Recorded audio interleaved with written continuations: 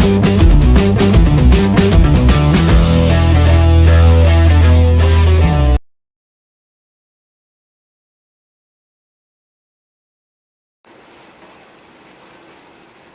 Satyanarayan Kasania Siddharth school Marwar Mundhwa के अंदर अंग्रेजी का व्याख्याता हूँ और सिद्धार्थ स्कूल के यूट्यूब चैनल पर मैं सत्यनारायण कासनिया आपका हार्दिक स्वागत करता हूँ। आज मैं आपके लिए अंग्रेजी का एक बहुत ही महत्वपूर्ण टॉपिक लेके आया हूँ, कर्तावाच्य कर्मवाच्य, एक्टिव वॉइस पैसिव वॉइस। माध्यमिक परीक्षा के अंदर अंग्रेजी अनिवार्य विषय के अंदर यह टॉपिक बहुत ही महत्वपूर्ण है और इस एग्जामिनेशन के अंदर 2 अंक का है ये टॉपिक आता है। तो इसके बारे में मैं आपको कुछ जानकारी प्रदान करना चाहता हूँ, एक्टिव वॉइस पैसिव वॉइस के बारे में। तो देखिए, सबसे पहले मैं इसकी डेफिनेशन के बारे में बताना चाहता हूँ कि कर्तावाच्य और कर्मवाच्य का अर्थ क्या होता है। तो सबसे पहले मैं आपको इसकी डेफिनेशन एक्टिव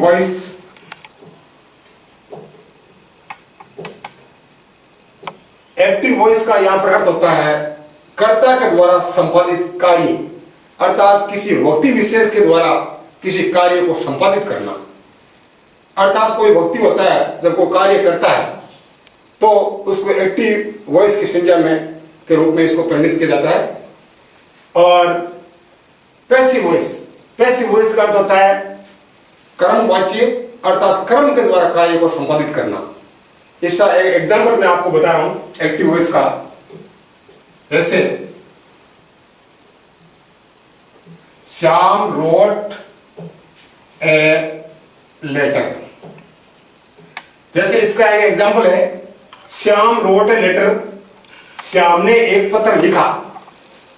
अर्थात इस वाक्य के अंदर ऐसा स्पष्ट होता है कि श्याम के द्वारा पत्र लिखने का कार्य किया गया, तो इसको हम कर्तावाच्य के रूप में जानते हैं क्योंकि काम श्याम के द्वारा किया जा रहा है। अब इसको यदि हम पैसिव वॉइस बनाएंगे तो सबसे पहले हम इसका क्रम लिख देंगे और क्रम के बाद में टेंस की हेल्पिंग वर्ब लगा करके और मुख्य क्रिया की थर्ड फॉर्म का प्रयोग करके हम इसको कर्मवाच्य बना देंगे। तो इसका पैसिव वॉइस अपन बनाते हैं। सबसे पहले कर्मवाच्य बनाते समय हमें ध्यान रखना चाहिए कि हमें उसका ऑब्जेक्ट और कर्म लिख दिया जाए। तो इसका ऑब्जेक्ट जैसे है ए लेटर,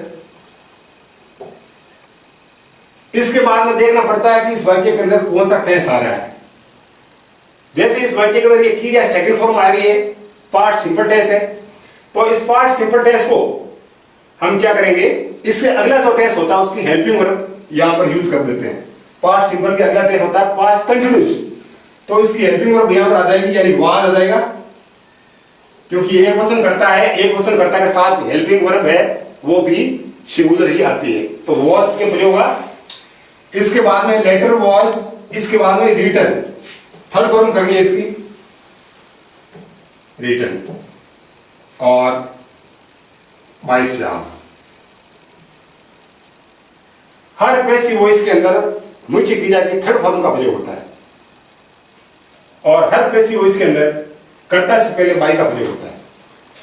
तो इस प्रकार से अपन देखा इसका अर्थ क्या बनता है, Shyam wrote a letter, Shyam ने एक पत्र लिखा, ये कर्तावाच्य हुआ। A letter was written by Shyam, Shyam के द्वारा एक पत्र लिखा गया था। कहने का तात्पर्य यह है कि सेंटेंस लिखने का तरीका अलग अलग है और दोनों एक ही रूप में है, दोनों अर्थ एक ही होता है, लेकिन लिखने का तरीका थोड़ा है भिन्न है। तो ये पास्ट टेंस के अंदर हुआ, इस साइकिल लगा करके थर्ड फॉर्म में हो गया, यानी इसको लिखने का तरीका कुछ चेंज हो गया है। तो कर्तावाच्य का क्रमवाच्य बनाने के लिए जो मैंने यहां पर एक मैप दे रखी सारणी, इस सारणी का बहुत इंपॉर्टेंस है। इस सारणी के माध्यम से हम सारे कर्तावाच्य और क्रमवाच्य बना सकते हैं। यदि कर्तावाच्य इसमें इस टेंस के अंदर दिए होंगे तो आपको उसका चेंज करने के लिए जो सामने आपके हेल्पिंग वर्ब दी रखी है और थर्ड फॉर्म दे रखी है, इसके माध्यम से हम इसको चेंज कर सकते हैं। चलिए आपको कुछ दूसरे और एग्जाम्पल के माध्यम से हम समझते हैं कि किस प्रकार से हम इसको चेंज कर सकते हैं। दूसरा एग्जांपल,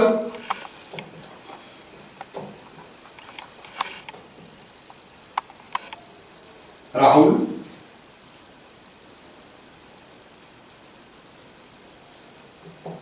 राइट लेटर। जैसे ये वाक्य आपके लिखा हुआ है, ये वाक्य को देखकर आपको पता लगाना है कि इसमें प्रेजेंट इंडेफिनिट टेंस आया हुआ है, क्योंकि अपन कर्तावाच्य या डायरेक्ट इनडायरेक्ट कोई भी टॉपिक अपन अंग्रेजी का सीखते हैं तो उससे पहले हमें टेंस आना बहुत जरूरी होता है, क्योंकि टेंस होती है वो अंग्रेजी की एक फाउंडेशन होती है, और जब तक उसकी फाउंडेशन स्ट्रांग नहीं होती है तो कोई भी टॉपिक आगे क्लियर नहीं कर सकते हैं।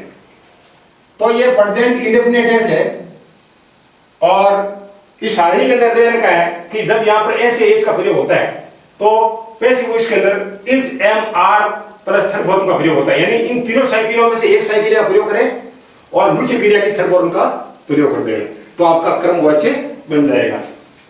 तो इसका पैसिव वॉइस अपन बना देते हैं।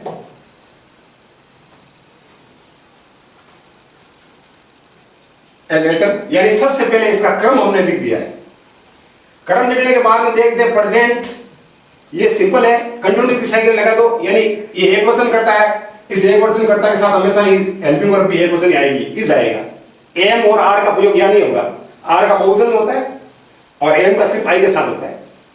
इसके बाद में इसकी थर्ड फॉर्म रिटन,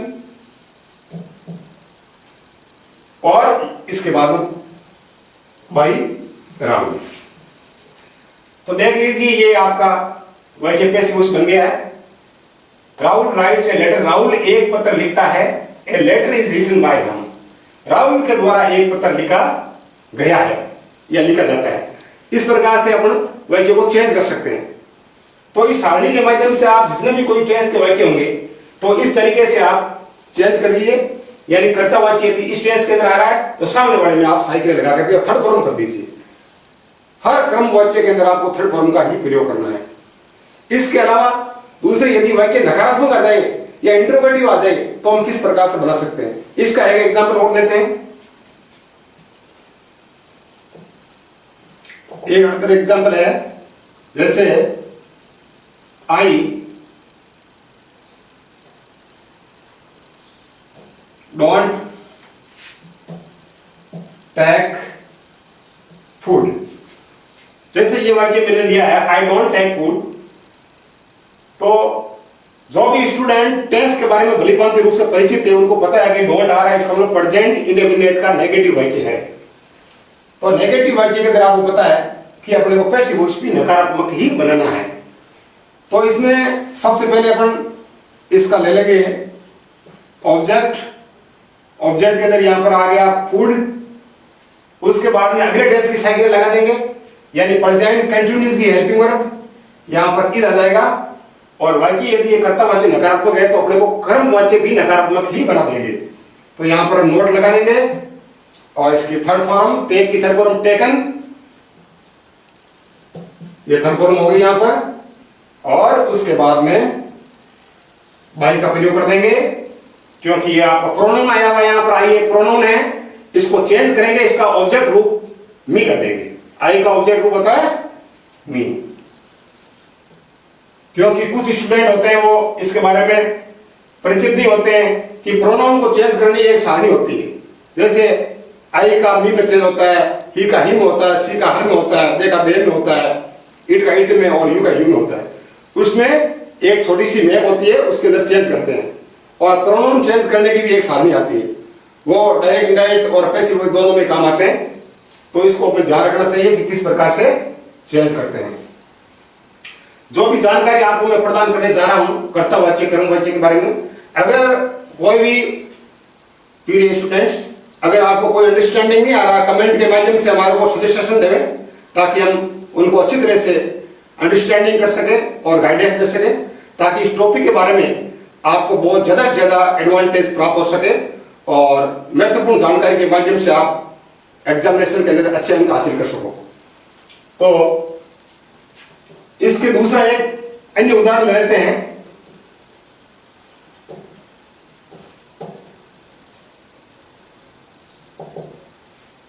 जैसे सिंपल सेंटेंस के अंदर तो इस प्रकार से बनते हैं, कुछ एक्सप्रेशन सेंटेंस होते हैं जिनको अलग तरीके से कर्तावाची से कर्मवाची में बनाए जाते हैं। तो जैसे आपको मैंने यहां पर ले लिया, Rahul is going to purchase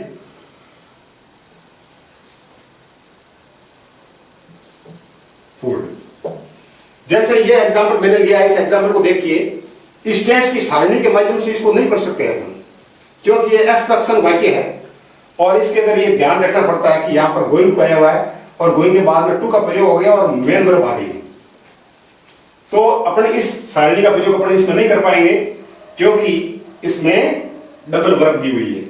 ये गो अपने आप एक वर्ब है और परचेज भी एक वर्ब है। जब डबल वर्ब आ जाए और उसके बीच में टू का प्रयोग आ जाए तो हमेशा इसको चेंज करते समय कोई प्रकार के टेंस की सारणी काम नहीं आएगी। सिर्फ आपको एक ही ध्यान देना है कि यहाँ पर जो टू आता है, टू के बाद में बी का प्रयोग कर देना है और जो मुख्य क्रिया अंत में आ रही है इसको थर्ड फॉर्म कर देना है और अपन इसको चेंज आसानी से कर सकते हैं। तो इसको चेंज करने के लिए सबसे पहले अपन इसका ऑब्जेक्ट ले लेंगे। हर क्रमवाच्य के अंदर सबसे पहले हम ऑब्जेक्ट लेते हैं और यहां पर सबसे पहले आ जाएगा फूड।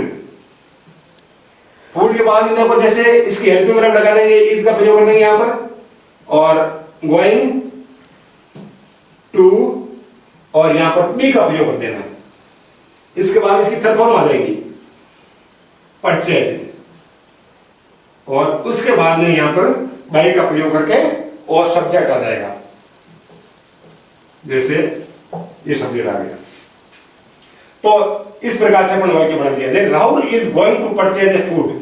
इसका हिंदी में अर्थ होता है कि राहुल भोजन खरीदने के लिए जा रहा है और इसको क्रमवाच्य में इसका अर्थ क्या होगा, food is going to be purchase by Rahul. Rahul के द्वारा भोजन है खरीदा गया है या खरीदने के लिए गया है। इस प्रकार से इसका अर्थ बनेगा। तो इसके अलावा अन्य एग्जाम्पल और भी बहुत सारे हैं जिसके माध्यम से हम बता रहे हैं आपको। कर्तावाच्य से क्रमवाच्य बहुत ही महत्वपूर्ण टॉपिक है आपका।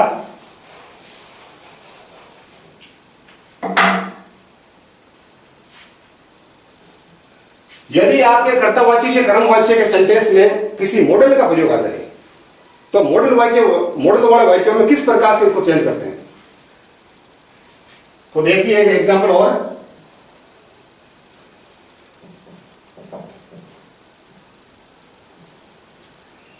Shyam can speak English. ये वाक्य आपके सामने है और ये कर्ता वाक्य है। Shyam can speak English, Shyam अंग्रेजी बोल सकता है।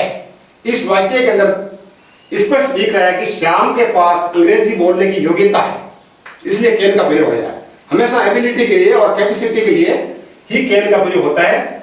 तो इस वाक्य को यदि हम कर्मवाची बनाते हैं तो हमेशा ध्यान देना चाहिए कोई भी मॉडल अगर यहां पर आ जाए, चाहे कैन आ जाए, कुड आ जाए, मे आ जाए, माइट आ जाए, विल आ जाए, वुड आ जाए या शुड आ जाए, कोई भी मॉडल आ जाए, उसके बाद में बी का प्रयोग करके और मुख्य क्रिया की थर्ड फॉर्म लगा दीजिए, आपका पैसिव वॉइस एकदम सही हो जाएगा। तो सबसे पहले ले लेते हैं इसका ऑब्जेक्ट। इसका ऑब्जेक्ट इंग्लिश, इसके बाद यहां मॉडल का प्रयोग कर देते हैं कैन और यहां पर बी का प्रयोग कर देते हैं। बी का प्रयोग करने के बाद एक थर्ड फॉर्म लगा देते हैं speak, spoken, spoken by Shyam.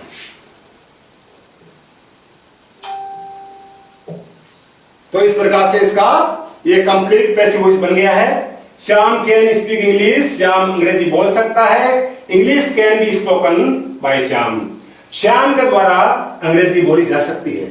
तो इस प्रकार से कोई भी मॉडल हो तो इस विधि के द्वारा यदि आप बनाएंगे तो मॉडल के बाद में बी का प्रयोग करके और थर्ड फॉर्म करके तो आप कोई भी पैसिव वॉइस बना सकते हैं। इसके बाद में दूसरा और एग्जांपल ले लेते हैं। इसका एक सिंपल सेंटेंस कंटिन्यूअस टेंस का एग्जांपल लेते हैं, इसमें बीइंग का प्रयोग होता है। जैसे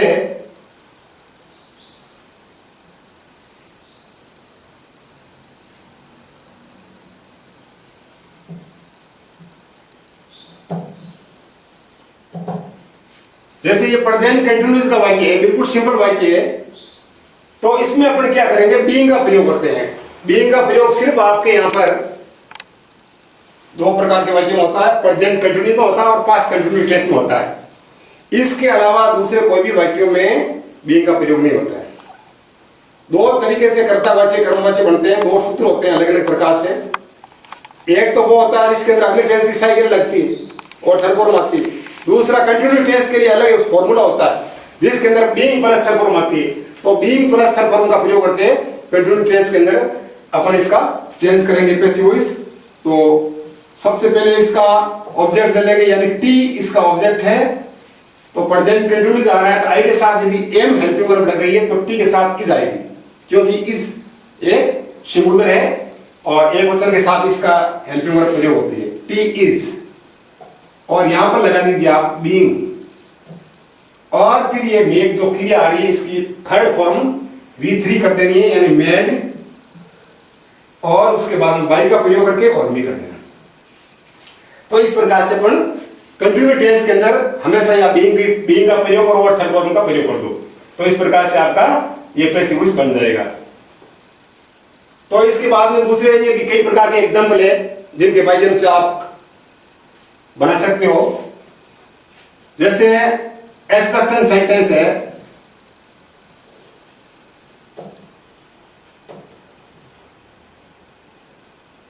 एक्सपेक्टेशन के अंदर जैसे सिंपल आ गया कोई भी वाक्य, जैसे आ गया ओपन दी डोर,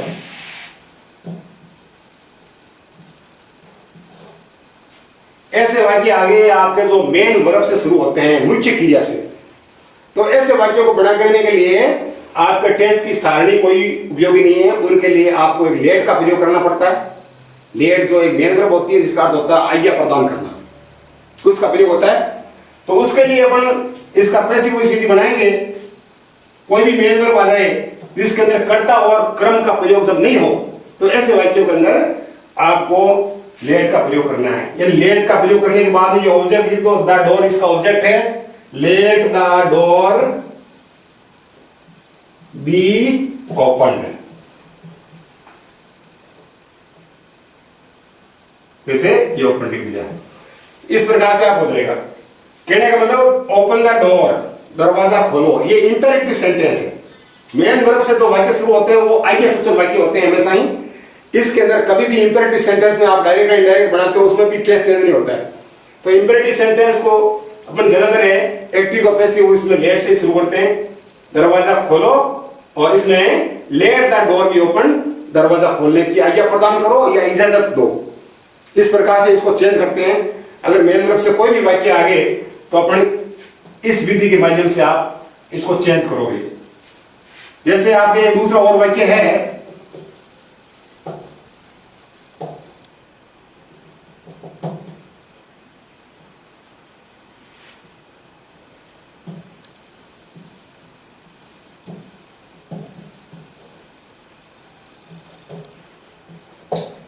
जैसे ये वाक्य है प्लीज टेक योर फूड। यदि कोई भी वाक्य कर्तावाच्य के अंदर प्लीज या काइंडली से शुरू हो जाए, तो ऐसे वाक्यों के अंदर आपको इस टेंस की सारणी का कोई भी उपयोग नहीं है।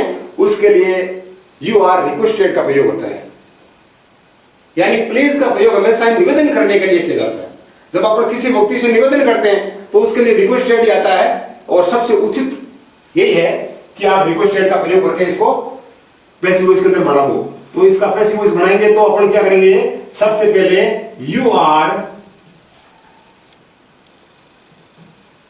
Requested to take your food, इस प्रकार से चेंज होगा। जो कर्तावाच्य के अंदर यहां प्लीज का प्रयोग होता है, काइंडली उसको हटा देना है बिल्कुल, क्योंकि प्लीज के लिए तो अपने रिक्वेस्टेड का प्रयोग कर रहे हैं। तो प्लेस को बिल्कुल हटा देना और इस विधि के माध्यम से आप ऐसा कोई भी वाक्य प्लेस गारंटी से हो तो आप आसानी के साथ इसको कर्तव्यवाची से कर्मवाची में बदलाव कर सकते हो। कुछ दूसरे और ये एग्जाम्पल भी है जिनको मैं बता रहा हूं।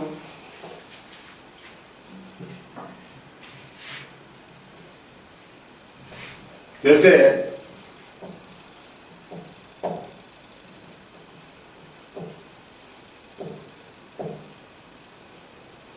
अगर WH वर्ड से कोई भी कर्ता वाक्य शुरू हो तो इनको कर्म वाक्य किस प्रकार से बनाते हैं, तो WH वर्ड के माध्यम से अपन लेंगे यहां पर, जैसे who wrote a letter,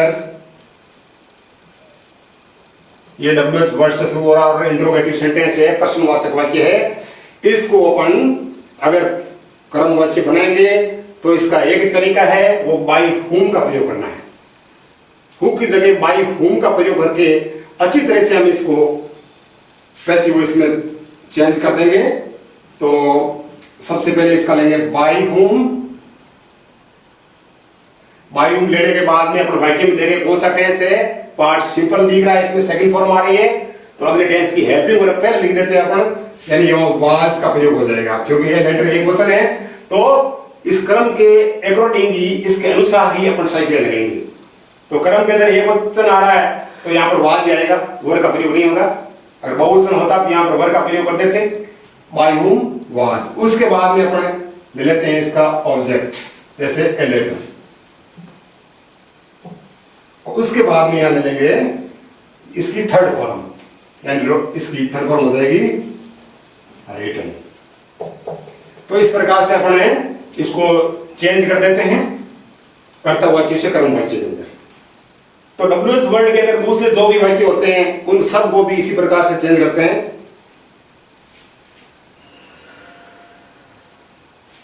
जैसे वाक्य है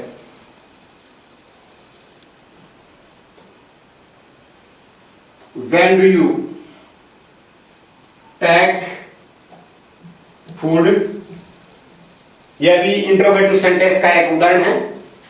यह कर्तव्यवाच्य है और इस कर्तव्यवाच्य को यदि हम अपन चेंज करते हैं तो इसका रूल यह है कि यदि कोई भी WH वर्ड से कर्तव्यवाच्य शुरू हो तो कर्मवाच्य में भी WH वर्ड का ही पहले प्रयोग किया जाता है। तो when एक WH वर्ड है तो इसको पैसिव वॉइस बनाएंगे तो यहां पर इसका when आ जाएगा, जैसे when का प्रयोग अपन ने कर दिया है। उसके बाद में देखना है कि टेंस है प्रेजेंट इंडेफिनिट, इसकी अगले टेंस की हेल्पिंग वर्ब लगा देनी है आपको इस क्रम के अनुसार। तो क्रम एक वचन है तो यहां पर आ जाएगा इज, ठीक है। उसके बाद में यहां पर जैसे ऑब्जेक्ट आ रहा है तो वो ऑब्जेक्ट अपन लिख देंगे यहां पर फूड। फूड के बाद में अपन देख लेंगे इसकी थर्ड फॉर्म लिखनी है, टेक इसके अंदर नीचे की गया है, यहां पर आ जाएगा टेकन और उसके बाद हम बाई का प्रयोग करके और यू लिख देंगे तो वाक्य एकदम आपका कंप्लीट हो जाएगा। ये दोनों वाक्य ही आपके इंट्रोगेटिव है। तो इस प्रकार से WH वर्ड के वाक्य में आप बदलाव करते हैं, कर्तावाच्य और कर्मवाच्य। इसके अंदर कुछ अन्य उदाहरण और भी हैं जिसके बारे में आपको देख लीजिए। जैसे आपके एक एक्टिव वॉइस पैसिव वॉइस के अंदर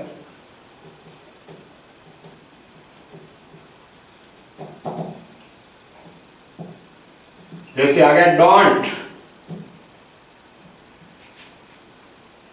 वेस्ट फूड और इसका अपने बोलना है पैसिव वॉइस। अगर कोई भी वाक्य आपका कर्तावाची से कर्मवाची के अंदर डोंट से शुरू हो जाए तो ऐसे वाक्य को चेंज करने के लिए कोई सारणी काम नहीं आता, ये एक्सप्रेशन सेंटेंस होते हैं और इसको चेंज करने के लिए अपन डोंट की जगह लेट नोट का प्रयोग करते हैं और लेट नेट का प्रयोग करके अपन इसको बढ़ा देते हैं। डोंट वेस्ट फूड, फालतू भोजन खराब मत करो, निषेध किया जा रहा है कोई व्यक्ति विशेष के लिए जो फालतू भोजन को खराब करते हैं या उपयोगी चीजें को बर्बाद करते हैं उनके लिए सजेस्टेशन होता है। तो ऐसे वाक्यों को अपन लेट नोट का प्रयोग करते हैं।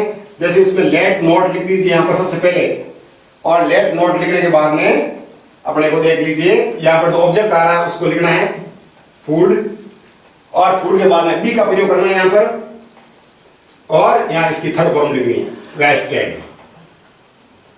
तो इस प्रकार से डोंट वेस्ट फूड, फालतू भोजन खराब मत करो।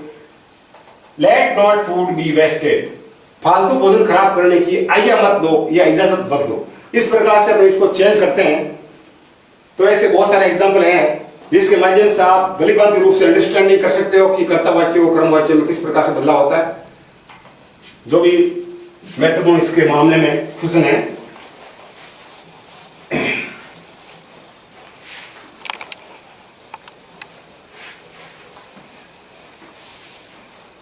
अब आपको लास्ट के अंदर इसके बारे में जानकारी बता रहा हूं कि एग्जाम में आपके क्वेश्चन किस प्रकार के आते हैं,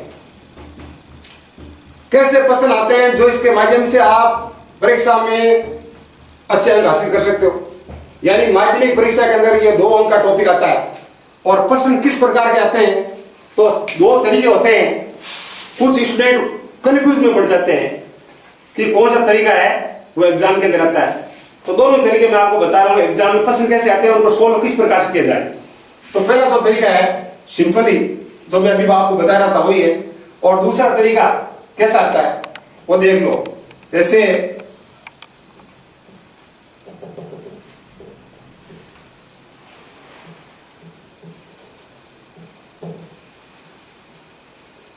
दूसरा तरीका मैं आपको बता रहा हूं, ये मैंने सेंटेंस लिखा है और यहां मैं 4 ऑप्शन कर दूंगा।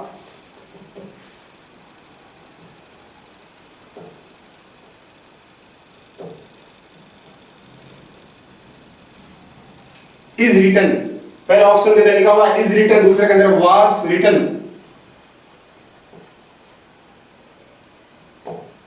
सी के अंदर मैंने लिखा है हैज बीन रिटन,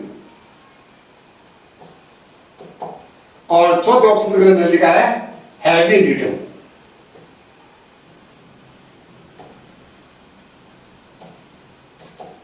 तो यहां पर एक इस प्रकार से ब्रैकेट्स आता है, उस ब्रैकेट्स को भरना पड़ता है। तो इसमें अपने को देखना पड़ता है कि टेंस की एडवर्ब की पहचान हमें होनी चाहिए। टेंस की एडवर्ब के बारे में जो अन्य टॉपिक है वो आगे वाले वीडियो में आपको बताया जाएगा, कौन सी एडवर्ब कौन से टेंस में आती है। तो यस्टरडे है, यहां पर पार्ट सिंपल की एडवर्ब है। और पार्ट सिंपल टेंस के अंदर अपन देखते हैं कि बुक एक वचन दिया हुआ है, बुक के साथ वाज सही क्रिया होगी या वर का प्रयोग होगा, ये अपने को पता लगाना है। तो बुक तो अपन देखते हैं कि एक वचन है इसलिए वाज का प्रयोग होगा। अब जिसके अंदर वाज प्लस थर्ड फॉर्म आया हुआ है इसमें ऑप्शन में, वो इसका राइट आंसर है। तो इसके अंदर वाज रिटन, जो बी इसका सही आंसर है, क्योंकि यस्टरडे पार्ट सिंपल में है और ये आता है। और बाकी आएंगे नहीं, प्रेजेंट सिंपल के अंदर ये आता है, यस्टरडे आता नहीं उसके अंदर। तो बाकी जो ऑप्शन है वो गलत है और बी इसका एकदम बिल्कुल करेक्ट आंसर है। एक प्रश्न तो इस प्रकार का आता है और दूसरा प्रश्न और अन्य बता देता हूं आपको मैं।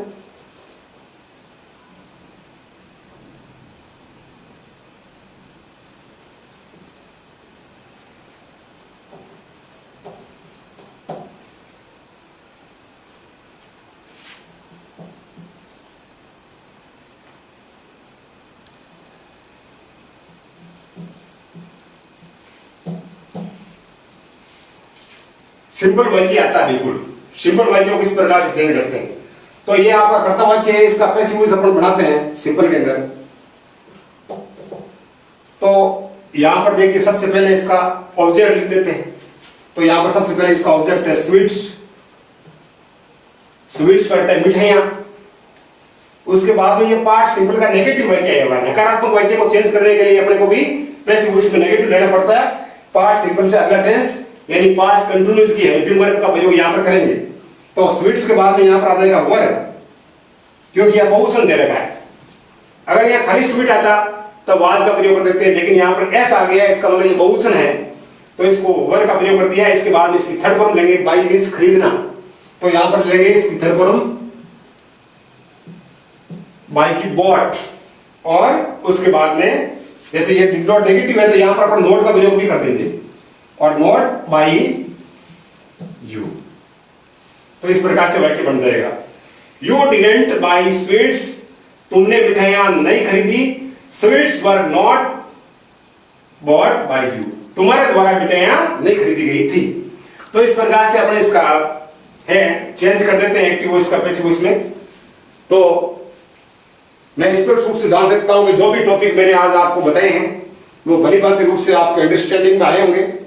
अगर किसी भी स्टूडेंट को इसके बारे में समझ में नहीं आए तो कमेंट के माध्यम से मेरे को सुझाव दें, ताकि मैं अगले वीडियो में आपकी इन समस्याओं का समाधान कर सकूं या कमेंट के माध्यम से आपको इसको अंडरस्टैंडिंग कर सकूं। तो इसमें जो भी आपका एक्टिव वॉइस पैसिव वॉइस होता है, इस प्रकार के प्रश्न प्रतियोगी परीक्षाओं में भी आते हैं, क्योंकि जो आज स्टूडेंट कक्षा 6 से लेकर के 12वीं तक जो भी टॉपिक की नॉलेज प्राप्त करते हैं वो सारे के सारे टॉपिक्स हैं प्रतियोगी परीक्षाओं कॉम्पिटिशन एग्जाम के अंदर आते हैं। और जो स्टूडेंट कक्षा 6 से लेकर के 12वीं तक बहुत ही गहन अध्ययन कर लेता है अपने विषय के अंदर, तो आगे वो कॉम्पिटिशन के अंदर सफलता प्राप्त कर सकता है। इसलिए इस प्रकार के टॉपिक को आप घर पर गहन अध्ययन करें और पुस्तकों का भी अध्ययन करें, और ऑनलाइन क्लासेस के अंदर आप अभी जो भी जानकारी आपको दी जा रही है विभिन्न कई प्रकार की इंस्टीट्यूट के माध्यम से, तो उनके बारे में जानकारी प्राप्त करें। और मैं आप सबसे निवेदन करता हूं कि हमारे वीडियो को ज्यादा से ज्यादा सब्सक्राइब करें, लाइक करें और इसको शेयर करें, ताकि हमारा मनोबल बढ़ सके और आगे भी आपको बढ़िया से बढ़िया जानकारी हम देकर आए। धन्यवाद।